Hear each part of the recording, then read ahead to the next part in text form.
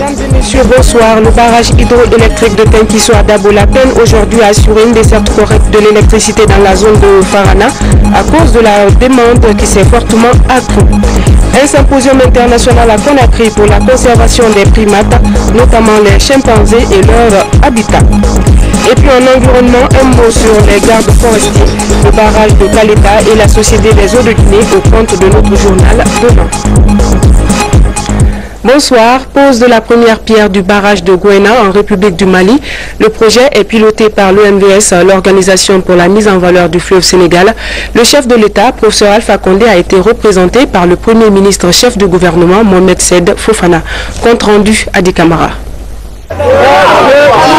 Cette cérémonie de la pose de la première pierre concerne l'aménagement hydroélectrique de Gouena, situé en République du Mali à 190 km à l'aval du barrage réservoir de Manantali et à environ 64 km à l'amont des chutes de Fellou. Ce projet vise la construction d'un barrage à seuil déversant au droit du lit mineur du fleuve à l'amont immédiat des chutes de Gouena.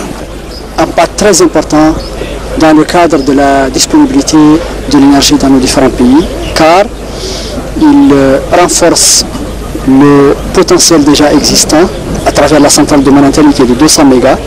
Fellou donc vient de s'ajouter à notre potentiel, donc 60 mégas de plus. Nous sommes déjà autour de 400 mégas, Inch'Allah, au bout de 4 ans. Déjà, le projet de Gouena a fait l'objet d'études de faisabilité d'impact environnementaux par des cabinets d'expertise par rapport à la création d'un réservoir à la côte de retenue du lit et à la construction d'un canal de déviation et d'une usine hydroélectrique d'environ 140 MW. L'aménagement hydroélectrique de Gouena va permettre de réaliser l'interconnexion entre les pays membres de l'OMVS, l'Organisation pour la mise en valeur du fleuve Sénégal.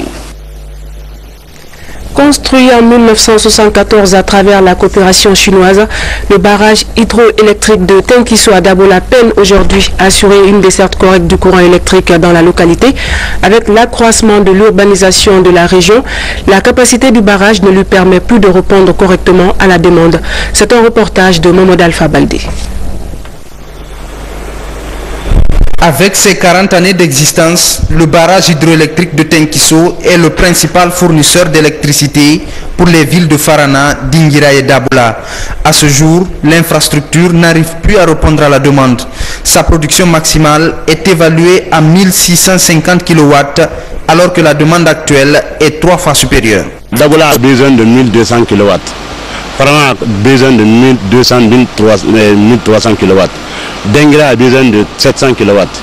Vous voyez, quand vous additionnez ça, vous faites la sommation et les groupes ne peuvent suffire donner que 1600 kW, 1650.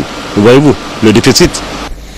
En saison pluvieuse, les 3 groupes de la centrale de production tournent à temps plein. Cependant, en période d'étiage, les techniciens du barrage ont du mal à faire tourner même un groupe. Problème, le barrage qui retient l'eau est trop bas pour stocker une bonne quantité pendant les grandes pluies. Des lignes directrices pour le développement des infrastructures hydroélectriques en Afrique de l'Ouest, les experts de la CEDEAO se sont retrouvés récemment à Conakry. Il s'agissait d'un partage d'expériences mais aussi de stratégies. Des recommandations pertinentes ont sanctionné la rencontre. Explication, Tierno Ousmane Diallo. Autrefois appelée les rivières du Sud, la Guinée est le pays le plus arrosé d'Afrique de l'Ouest. 13 fleuves qui arrosent les pays voisins prennent leur source en Guinée. Un potentiel hydraulique dont la mise en valeur est d'actualité. Depuis 2008, la CEDEAO s'intéresse aux éventuels impacts négatifs que pourrait engendrer l'exploitation des fleuves dans la sous-région. Elle a proposé en 2011 des lignes directrices dans ce cadre, un ensemble de conduites à suivre. Ces lignes font aujourd'hui l'objet d'une vulgarisation à Conakry avec le Centre de coordination des ressources en eau. Il était important, après avoir organisé au niveau sous-régional différents ateliers qui ont impliqué l'ensemble des acteurs du processus. Il est question maintenant d'aller au niveau des pays pour faire cette dissémination partagée encore au niveau pays avec les représentants au niveau local et même les structures étatiques au niveau central. Cette rencontre mobilise experts en aménagement hydraulique, Des organisations non gouvernementales et des responsables locaux des sites où seront aménagés les barrages hydroélectriques par exemple. Guinée se retrouve être le pays qui va être le régulateur en fait de tout ça. Si la Guinée gère mal ces sources d'eau, forcément ça se passera mal pour les autres pays. Donc il faut que la Guinée soit le pays qui soit le leader en termes de bonnes pratiques dans la gestion de ces ressources naturelles. La rencontre suscite également l'intérêt du ministère en charge de l'énergie et de l'hydraulique. Pour l'heure, c'est en Guinée et au Burkina Faso que cette initiative est appuyée. D'une manière générale, la dégradation du climat touche les ressources en eau. Mais il y a des dispositions qui sont prises en matière de gestion intégrée des ressources en eau et en matière de protection de l'environnement qui font que ces ressources peuvent être bien sauvegardées. La Guinée devrait ainsi définir sa politique dans la mise en œuvre des lignes directrices de la CEDEAO en matière de construction des infrastructures hydrauliques. C'est aussi un des objectifs de cette rencontre. Des chercheurs guinéens, congolais et ougandais se concertent pour la protection de quelques espèces animales menacées. Les primates sont en voie de disparition en Afrique et c'est là le principal défi évoqué au cours d'un symposium international à Conakry. Le point avec Francis Collier. Les chimpanzés, tout comme les autres grands singes, sont menacés de disparition. Selon les statistiques de l'Institut Jean Goudal de France, en 1960, on estimait leur population à 1 million. Aujourd'hui, les statistiques parlent de 200 000 à 300 000 espèces vivantes. Une situation qui préoccupe les institutions de recherche sur les primates. Ces chercheurs réunis à Conakry entendent conjuguer les efforts pour la conservation des populations de chimpanzés, de bonobos et de gorilles. Il faut protéger forêts et chimpanzés. Ça c'est bon pour votre pays parce que tout le monde connaît Bossou. Nous allons ensemble collaborer ensemble pour recherche scientifique et aussi conservation de biodiversité entre les chimpanzés. Ces chercheurs du Japon, de la Guinée, de la République démocratique du Congo et de l'Ouganda ont communiqué sur les défis à relever ensemble et sur le statut actuel des chimpanzés de Bossou, une espèce rare fortement menacée par la dégradation de leur habitat, la forêt. Beaucoup de chercheurs de l'Université de Tokyo, mais aussi des chercheurs qui sont venus de l'Ouganda et de la République démocratique du Congo, qui est un pays qui abrite une grande population de chimpanzés. Ça replace du même coup le travail que l'Institut de primatologie fait à Bossou, que fait donc les chercheurs guinéens. Ça les replace, n'est-ce pas, carrément au centre des préoccupations de primatologie au niveau mondial. Pour une synergie d'action, un protocole de coopération a été signé entre l'Université de Conakry et celle de Tokyo. Ces chercheurs vont boucler les travaux de ce symposium par la visite de l'Institut de recherche environnementale de Bossou.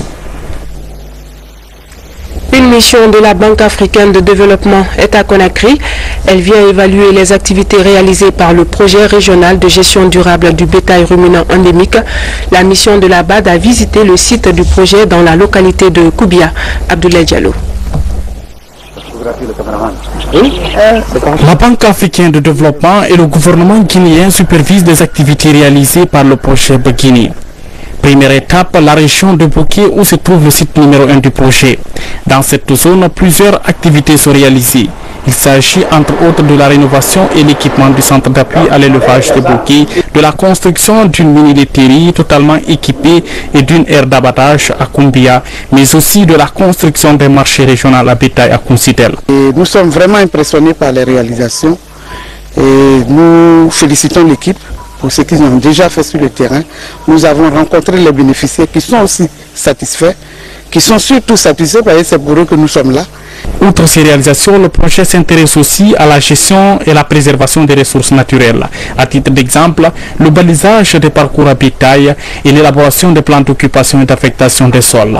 Des innovations qui permettent de réduire le conflit entre agriculteurs et éleveurs. La durabilité du projet, on peut être rassuré par rapport à ça.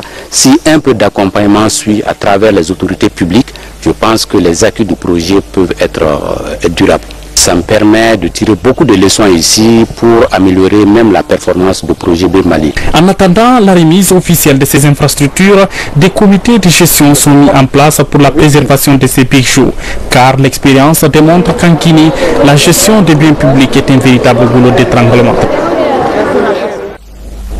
Fin de la session de formation des 109 cadres administratifs et financiers affectés à la Direction nationale des impôts. La rencontre a permis à ces agents de l'État d'acquérir plus de compétences dans leur domaine. À l'issue de la formation, ils ont été reçus par le directeur national des impôts. Reportage François Marat.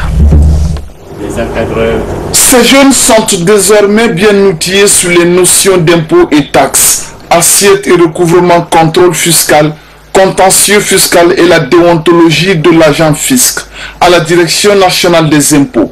Ils viennent témoigner aux responsables leur reconnaissance pour les séries de formations qu'ils ont suivies depuis quelques mois. Dans le souci de mériter la confiance placée en nous par Monsieur le Président de la République, nous sommes fermement résolus à remplir à votre satisfaction les tâches que vous voudrez bien nous confier. Et ça a été franchement une très bonne chose, un accueil judicieux, un accueil important et un échange de père à fils, un échange de directeur à son agent, un échange de jeunes au grand frère. Ce programme de formation s'inscrit dans le cadre du rajeunissement et de la féminisation de l'administration publique prôné par le chef de l'État, professeur Alpha Condé. Faisant la politique du gouvernement sur le plan fiscal, je dois encourager l'idée que le président de la République a avancé, c'est-à-dire soutenir les jeunes qui vont venir travailler dans nos structures. Dans les prochains jours, ces jeunes qui constituent un échantillon de 518 jeunes cadres administratifs et financiers recrutés à l'issue d'un concours organisé en janvier 2012 seront mutés dans les différentes divisions de la Direction nationale des impôts à l'issue d'une autre évaluation. Et puis, le prix Adiatousso a été décerné cet après-midi ici à Conakry, à la Maison de la Presse. Ce prix, initiative de l'ONG Alliance Femmes et Médias, a été remis à la lauréate Kadiatou Touré de la RTG par l'ambassadeur de France en Guinée, son Excellence M. Bertrand Kouchry, a signalé que 4 catégories de médias étaient concernées par ce prix, télévision, radio, presse écrite et presse en ligne. Mais seul le reportage télé de Kadiatou Touré a été primé. Nous y reviendrons dans nos éditions de demain. Les violences faites aux femmes, le sujet préoccupe autorités guinéennes et partenaires techniques. Le Fonds des Nations Unies pour le développement a formé des prestataires dans la ville de Mamo. Leur rôle consiste à communiquer sur les méthodes de riposte contre les violences sexuelles. Abdelkarim Kamara, reportage. Nombreux sont les Guinéens qui sont affectés par les conséquences des conflits sociopolitiques ces dernières années. Parmi ces conflits, les violences basées sur le genre. Les autorités sanitaires du pays estiment qu'il faut renforcer les capacités techniques des prestataires de santé sur la prise en charge médicale des cas de violences sexuelles. Les connaissances générales des concepts sur le genre. En deuxième position, la prise en charge, la prévention des infections sexuellement transmissibles, VIH, post-violence sexuelle, l'appui émotionnel des femmes victimes de violences sexuelles. Vous avez aussi le certificat médical. Parce que le certificat médical est très important pour la prise en charge des femmes. C'est une synergie d'action des ministères de la Santé et de la Jeunesse avec l'appui technique et financier de l'UNFPA, Fonds des Nations Unies pour la population, qui fait de la protection des droits féminins une priorité. Ça se passe partout, dans les foyers, entre le tuteur et la fille en éducation. Ça se passe dans les écoles, entre les maîtres et les élèves. Ça se passe même dans les services, entre les chefs de service et les secrétaires. Donc, très souvent, ces genres de cas ne sont pas dénoncés.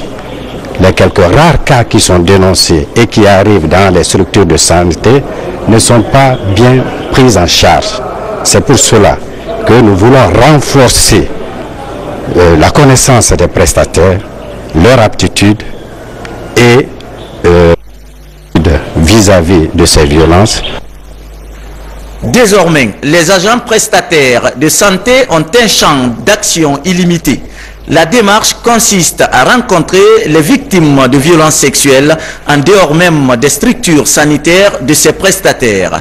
Les 6 et 8 décembre, une dizaine d'agents prestataires se sont donné rendez-vous à Mamou au sujet des violences basées sur le genre. Des agents venus des zones d'intervention de l'INFP pour des séances de formation. L'association des jeunes médecins et infirmiers de la cardiologie de l'hôpital Inyasdine était présente ce matin dans les locaux de la RTG Koloma. Objectif, dépister les maladies cardiovasculaires telles que l'hypertension et le diabète. Reportage Fatoumata Kourouma, Alia Kamara. Les journalistes des services publics et privés sont souvent stressés dans l'exercice de leur métier.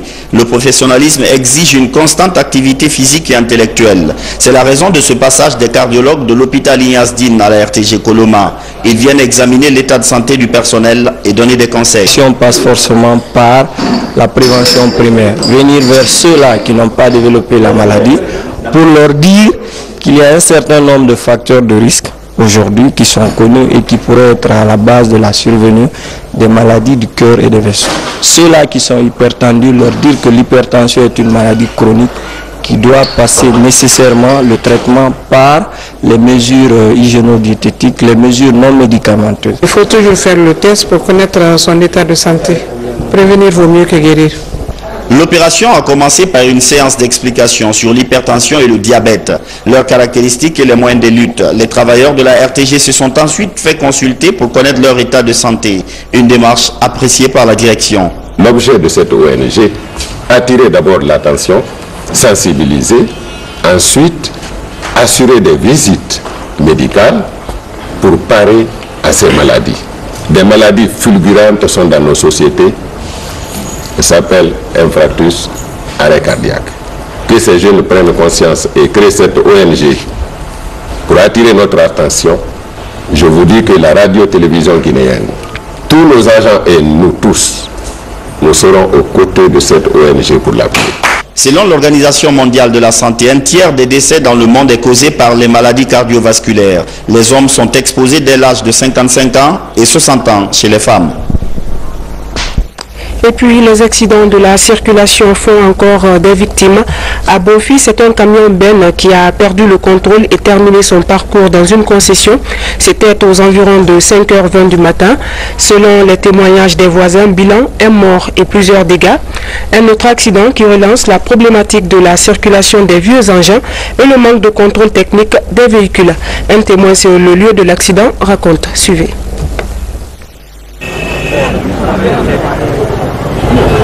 C'est cette remorque qui a percuté. Vous voyez, les images parlent d'elles-mêmes. Le dégât est énorme, le chauffeur est décédé et son assistant est à l'hôpital. Donc il vient tout juste d'extraire le corps. Et puis, la sous-préfecture de Mambia dispose enfin d'un lycée. Dans cette localité située à une trentaine de kilomètres de Kindia, la communauté était jusque-là contrainte de transférer les lycéens ailleurs en vue de poursuivre leur cursus préuniversitaire. L'infrastructure est réalisée par la compagnie Russal CBK à hauteur de 500 millions de francs guinéens. Abib Cham. C'est le premier lycée de la sous-préfecture de Mambia aux portes de Kindia.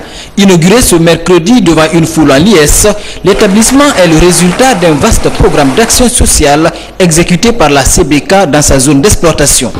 Russal CBK, par souci de répondre favorablement à la demande des uns et des autres, a construit cette année 3 salles de classe équipées de tables bancs et de bureaux pour enseignants, un bâtiment pour service de direction équipé de bureaux pour un coût total de 501 957 384 francs. Avec ce nouvel établissement scolaire, la compagnie Russal CBK met un terme à un long calvaire des lycéens de Mambia, un joyau qui fait des émus. L'enfant n'a plus de soucis à se faire. Il y a un collège après l'élémentaire, il a 2 collèges à sa disposition. Le collège de Mambia Centre et le collège de Débélé. Et au sortir de ces 2 collèges, il a un lycée. Nous remercions vivement les donateurs. Nous demandons par la même occasion à la DPE, de voir comment mettre à disposition dans les meilleurs délais les enseignants pour que cet édifice ne puisse pas connaître un relâchement. Le lycée de Mambia s'ajoute à la longue liste d'infrastructures sociales réalisées à Kindia par la CBK. Ces acquis annoncent de nouveaux défis de développement dans cette région abritant la carrière de Débélé, un des principaux foyers de la bauxite en Guinée. Deux responsables de nos institutions publiques viennent d'être récompensés à l'échelle continentale par la Fondation Afrique Gagnante. Oscar des meilleurs managers, les lauréats Malik Sankon, directeur général de la Caisse nationale de sécurité sociale, et Mamadou Diallo, coordinateur général de la SEC, dédient leur prix à la Guinée tout entière. Alcénie Pascaldine. Des Guinéens reçoivent des distinctions honorifiques aux Oscars des meilleurs managers d'Afrique à Paris. Il s'agit de Malik Sankon et Mamadou Diallo. Malik Sankon, directeur général de la Caisse nationale de sécurité sociale, est primé pour des réformes entreprises en termes de formation, de perfectionnement des cadres de son institution. À cela s'ajoute la réalisation d'un hôtel 3 étoiles à Boké. Les efforts de Mamadou Diallo dans l'amélioration de la distribution de l'eau potable aux populations guinéennes lui ont valu ce prix. Une récompense de la Fondation de l'Afrique Gagnante. Votre pays a toujours été présent au sein du Conseil des managers africains. Alpha Condé a un rêve. Son rêve, c'est que son pays soit un des pays phares du continent africain. C'est vrai, entre le rêve et la réalité, il y a un monde. Mais il compte sur des hommes comme vous, comme M. Diallo, ici présent. Tous responsables des établissements publics, les récipiendaires se disent émus. Ils s'engagent à redoubler d'efforts afin de contribuer au développement de leur pays. Si aujourd'hui je peux dire que la Caisse nationale de sécurité sociale est en marche, comme le souhaite notre président, c'est grâce à ces hommes et à ces femmes. Je vous prends l'engagement. Je vous jure, la Guinée sera un pays émergent où chacun de vous viendra faire ses courses. Cette expression de la bonne gouvernance, prônée et soutenue par le chef de l'État, le professeur Alpha Condé, depuis son élection à la tête de la République de Guinée. Je voudrais, quant à moi, au nom de l'ensemble des travailleurs du secteur de l'eau en Guinée, remercier tous les organisateurs.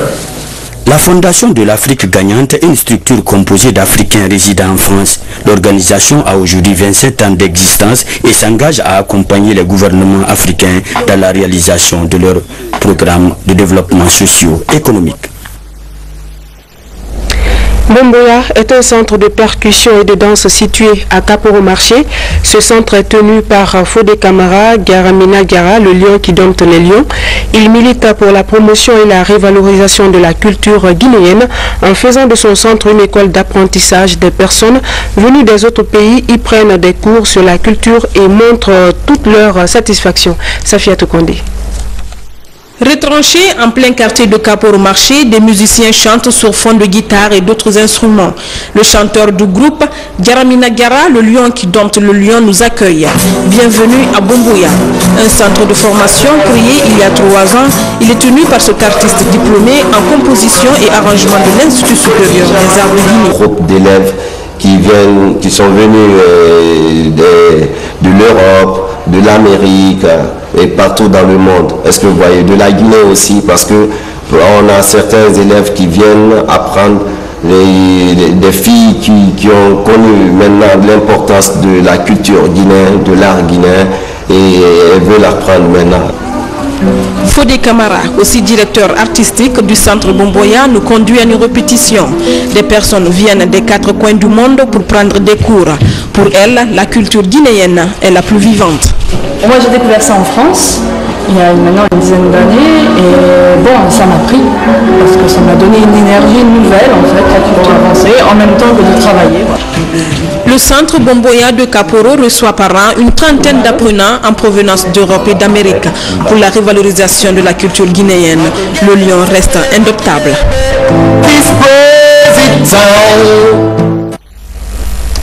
À présent, notre page rétrospective. Hier, notre reporter Mohamed Sankon a fait un tour aux télécommunications pour dire que le secteur a connu le bon et le moins bon cette année.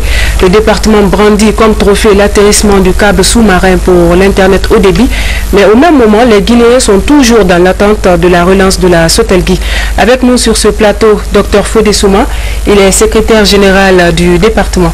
Bonsoir, monsieur Souma. Bonsoir, madame. Vous avez suivi avec nous hier le reportage de Mohamed Sankon. Quelles sont vos réactions? Bien, merci madame de me poser cette question. Je dois commencer par dire que nous, au ministère des Postes et Télécommunications, on ne s'est pas retrouvé dans ce reportage. Mais nous pensons simplement que c'est un manque d'information et nous sommes là ce soir pour essayer d'éclairer l'opinion générale, mais surtout celle des journalistes. Un manque d'information à quel sujet? Par exemple, pour ce qui concerne le câble sous-marin. Le câble sous-marin, c'est un moyen de transport qui a été négocié par le gouvernement guinéen en relation avec ses partenaires, les opérateurs qui sont sur place, avec la Banque mondiale.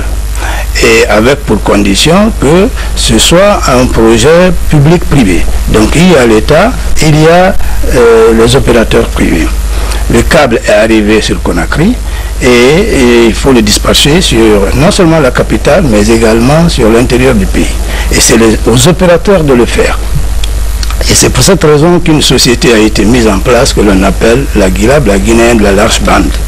Mais en réalité, à quoi sert la GILAB? La GILAB, c'est pour gérer cette capacité qui est arrivée par le câble sous-marin en faveur de tous les opérateurs et de tous les utilisateurs potentiels. Et naturellement, chaque opérateur vient prendre sa capacité équipée, puisque le câble a atterri là, et utilise les moyens qui sont les siens pour transporter son signal là où il veut l'amener. Alors, nous savons que ce projet a été conjointement financé par le gouvernement guinéen et la Banque mondiale. Comment expliquez-vous que l'administration guinéenne, c'est-à-dire tout le secteur public, ne bénéficie pas encore des retombées de ce câble sous-marin? Internet à haut débit. Justement, je comprends que cette intervention était nécessaire pour éclairer leur lanterne. Je vous ai dit tout de suite que le câble est arrivé et il était disséminé sur des opérateurs. L'utilisateur final... Ces opérateurs ne sont pas habilités à ravitailler l'administration publique? Non, l'opérateur ravitaille les clients, ses clients. Et l'administration est un client des opérateurs. Elle peut prendre son service là où... Ne trouvez-vous pas qu'il y a un paradoxe à ce niveau? Il n'y a aucun paradoxe.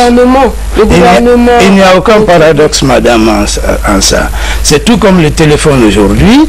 Il y a plusieurs opérateurs sur le terrain. Vous avez la latitude de prendre tel ou tel opérateur. Le ministère de l'Information, la même chose. La présidence de la République s'abonne là où elle veut s'abonner. Et c'est le cas de dire que c'est le libre accès. Donc les opérateurs prennent la capacité et l'exploitent au profit des consommateurs que nous sommes. Ok, par rapport à la Sotelgui, quelles sont les dernières dispositions prises? La Sotelgui est aujourd'hui sous redressement judiciaire, madame.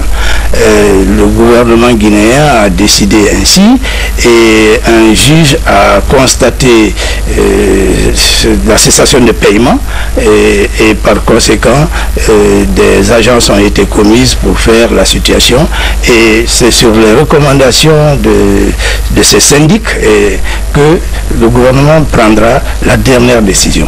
En attendant, il faut reconnaître que la société devait être fermée parce qu'au mois d'août 2012, lorsque l'on décidait de fermer la société, elle avait un revenu mensuel de 500 millions de francs alors qu'elle avait une dépense incompressible de 7 milliards de francs par mois. Est-ce qu'un plan social est prévu pour reclasser encore les travailleurs? Naturellement, madame. Le plan social est prévu et prévoit que l'opérateur qui reprendra la société en relation avec le gouvernement guinéen choisisse ces cadres, ces techniciens parmi les anciens travailleurs de Sotelgué en toute priorité. Mais il faut se dire que naturellement, 1600 travailleurs ne peuvent pas trouver leur place dans une société de telle envergure. Pour terminer, M. Souma, que peut-on retenir du bilan du département au cours de cette année qui s'achève? Je laisse le soin aux consommateurs de constater qu'aujourd'hui, l'Internet, par exemple, est parti de 100 $ la connexion à moins de 25 $ la connexion. Ça veut tout dire. Merci, M. Souma, d'avoir répondu à notre invitation. C'est à moi de vous remercier, madame. Restons toujours dans la rétrospective des faits marquants de l'année 2013. Dans le domaine environnemental, nous avons connu cette année la renaissance dans notre pays du corps des conservateurs de la nature, jadis appelé garde forestier. Une renaissance qui devrait combler un vide dans la protection et la gestion de notre environnement. D'autre part, le projet d'aménagement hydroélectrique de Kaleta est en marche. 2 ans après son lancement, il est exécuté aujourd'hui à plus de 50%, alors que la Société des eaux de Guinée se démène toujours pour résorber le déficit d'eau persistant depuis 2011. C'est un dossier de Nabi Kamara. En Guinée ne laisse pas le gouvernement indifférent, particulièrement le chef de l'État. C'est ainsi que, par décret, le président de la République a réhabilité le corps des gardes forestiers, cette fois sous le nom de conservateur de la nature. Un corps qui a disparu des effectifs des forces de défense et de sécurité en Guinée depuis 1958. Ce décret présidentiel du 18 janvier 2012 a permis le recrutement et la formation commune de base de 2048 hommes, dont 48 encadreurs formateurs. Tous déjà déployés sur le terrain à l'intérieur du pays et dans les 5 communes de la capitale, ces conservateurs de la nature, sous la tutelle du ministère de l'Environnement, des Eaux et Forêts, ont pour mission de faire respecter la réglementation dans les aires protégées et dans le domaine forestier. Au ministère d'État chargé de l'énergie, l'année 2013 a été dominée par la poursuite des travaux d'aménagement hydroélectrique de Kaleta. Ce projet phare du quinquennat du professeur Alpha Condé, président de la République, est à ce jour réalisé à 50%, à en croire sa direction générale qui promet aux Guinéens de lancer la première turbine de l'usine de Kaleta le 31 mai 2015. Cette turbine de 80 MW sur les 240 prévues par le projet Kaleta viendra ainsi appuyer les efforts de EDG pour combler le déficit d'électricité dans notre capitale. En matière d'hydraulique villageoise, le SNAP, sous l'impulsion du ministère d'État chargé de l'énergie, a poursuivi la mise en œuvre de son plan d'urgence. Ce plan, entamé depuis 2 ans, vise à mettre fin au manque d'eau dans les zones rurales. Dans cette voie, le SNAP a été soumis à la réparation de plus de 2500 pompes défectueuses et l'aménagement de 200 nouveaux forages en Basse-Guinée et en Guinée forestière. Coût global des opérations, plus de 20 milliards de nos francs. Dans les centres urbains, la Société des eaux de Guinée a également consacré l'essentiel de son énergie à l'exécution de son programme d'urgence. Il a consisté à l'achat des matériels et équipements pour la réalisation de 12 forages industriels au pied du mont Kakulima, ce qui va apporter, selon sa coordination générale, une production additionnelle de 12 000 m3 d'eau par jour à Conakry. Cette année, la SEG a également essayé de renforcer l'adduction d'eau à Télémélé en poursuivant les travaux de construction de 3 forages industriels à Fria et un autre à Bokeh. Dans son souci constant d'améliorer la production, la distribution et la qualité de l'eau potable pour les populations urbaines, la Société des eaux de Guinée est en train de réhabiliter et de réaliser des bornes fontaines à Conakry. Ceci en attendant le lancement bientôt de son 4e projet eau, un projet qui, rassure la coordination générale de la SEG, pourrait résorber le déficit d'eau persistant depuis 2001 dans notre capitale et garantir la desserte continue en eau potable des populations de Conakry et périphérie sur une période de 15 ans. Avec nous sur ce plateau, le ministre de l'Environnement, M. Ibrahima Boiro. Monsieur le ministre, bonsoir. Bonsoir. Vous venez de suivre avec nous les faits marquants dans le domaine environnemental au compte de 2013. Qu'est-ce qui a motivé la renaissance par décret présidentiel des corps des conservateurs de la nature, autrefois appelés gardes forestiers? C'est effectivement un décret présidentiel qui a restauré ce corps des conservateurs de la nature et avec un statut paramilitaire. Paramilitaire à l'image, n'est-ce pas, des policiers et des douaniers. Et au moment où le président de la République, chef de l'État, prenait, n'est-ce pas, les responsabilités de ce pays, après son investiture en décembre, il a aussitôt instruit, n'est-ce pas, d'arrêter, il a interdit la coupe et l'exportation du bois.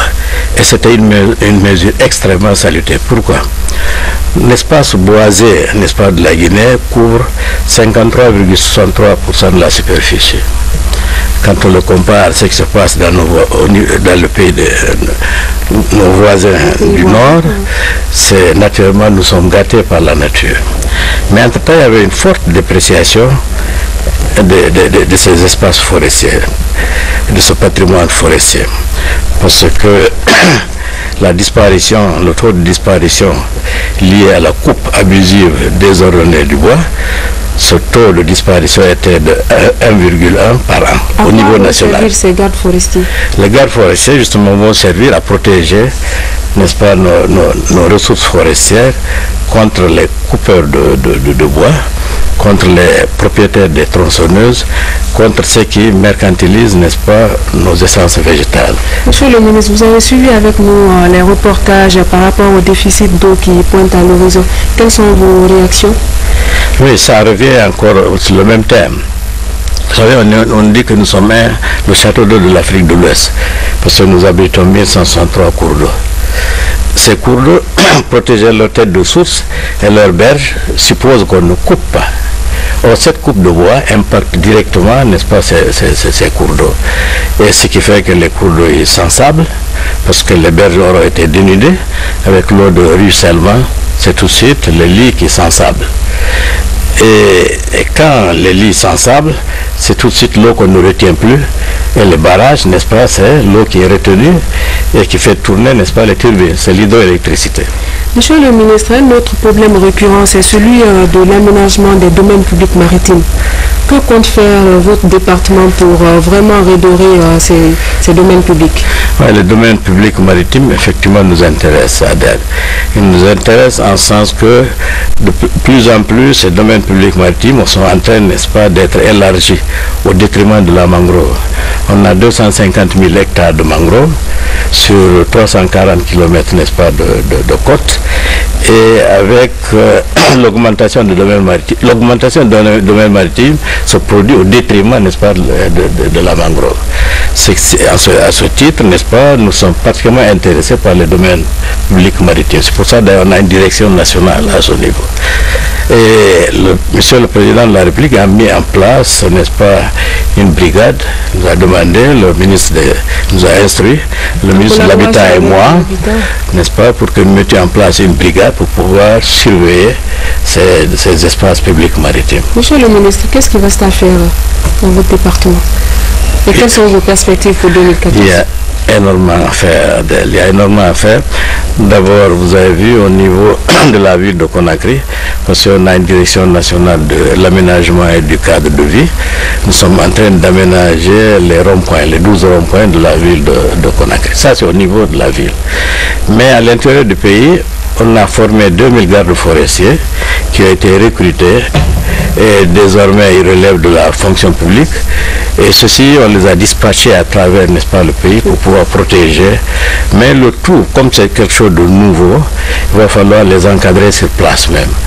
Sinon, ce que nous pensons être la solution risque de devenir un problème. Parce qu'il ne faut pas que ces jeunes gardes forestiers se comportent et qu'ils acquièrent, n'est-ce pas, les mauvaises habitudes que nous connaissons. Sinon, ça ne sera fini de nos forêts. Merci, M. Ibrahim Abouarou, d'avoir répondu à notre invitation. Merci, Adèle. Voilà, mesdames et messieurs, c'est la fin de ce journal. Demain, vous serez avec Mohamed Lamine Solano. Bonsoir chez vous.